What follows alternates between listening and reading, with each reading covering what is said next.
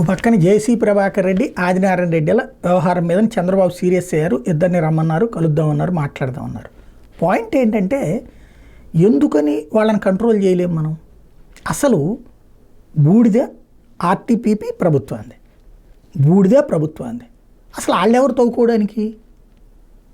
ఇదివరకు నాకు అవగాహన ఉన్నంత వరకు నేను చూసినటువంటిది, నేను వార్తలు కవర్ చేసింది విజయవాడ వీటీపీఎస్ చూసా.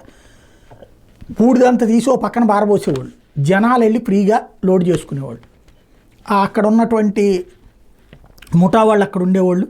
వాళ్ళకి మనం కనుక మొత్తం కలిపితే 1000 రూపాయలు ఇస్తే లోడు లారీ వచ్చేది చేతికి. అది తీసుకొచ్చుకుని ఇళ్ళ దగ్గర ఈ గుంటలు అవి ఉంటాయి కదా, అది పూడ్చుకోవడానికి వాడేవాళ్ళు. అంటే లోలయింగ్ ఉన్నటువంటి ఏరియాలో అది దానిపైన ఇసుక రాళ్ళు కంకర వేసేసుకుంటే ఓ రకంగా చెప్పాలంటే పునాదికి ఉపయోగపెట్టుకునే బోల్డ్ అంతమంది. ఇప్పుడు వచ్చేటప్పటికి బ్రిక్స్ తయారు చేస్తున్నారు వాటితో. ఆ బ్రిక్స్ ఇండస్ట్రీ వాడిని వచ్చి తీసుకుపోమని చెప్పచ్చు కదా.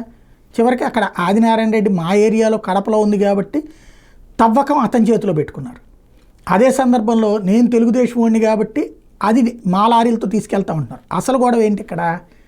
అసలు విషయాన్ని మీడియా పక్కన పెట్టేసింది.